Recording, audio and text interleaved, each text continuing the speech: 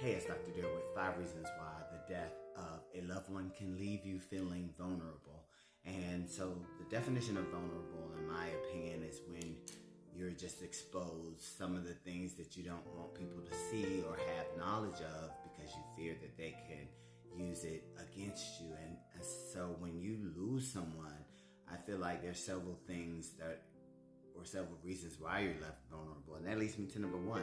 You could be triggered by anything that reminds you of that person that passed away, whether it be a cologne that they used to wear or a perfume that they used to wear or some place that they used to like to visit. And you can, experience some of those things and break out in an emotion at any time, leaving yourself vulnerable to whoever's around you. And that leads me to number two, is your emotions are out of control, which is similar to the triggers, is that before you probably could try to hold those emotions in and do it. And if you're going to cry, usually most people cry secretly. But when you lose a loved one, that's not possible to hold that in. And so a lot of people are left vulnerable with their emotions. And that leads me to number three. Simple problems can just be so big and feel so big. And that is out of your control. Usually, if you hadn't lost anybody and you had a simple problem, you could just work it out. But after the death of a loved one, you have a simple problem, and because you're already in an emotional state, it can just make things much bigger and feel much bigger. And that leads me to number four.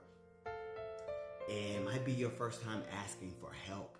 And a lot of people struggle with help and they won't do it. But in this time when you've lost someone, a lot of times you have no choice because you don't understand what you're even feeling in yourself. That's why I always say, please go to a therapist if you're struggling with your grief. And then last, 5 reasons why you're left vulnerable. Because if you're that strong person, you kind of feel weak. You kind of feel like you need somebody to be a support system. And that's hard for a lot of people. But after the death of a loved one, these things leave us vulnerable to, ourselves and to the people around us. If you're struggling with grief and being vulnerable and you're that strong person, but this thing has broken you down, please seek a therapist so they can help you maneuver through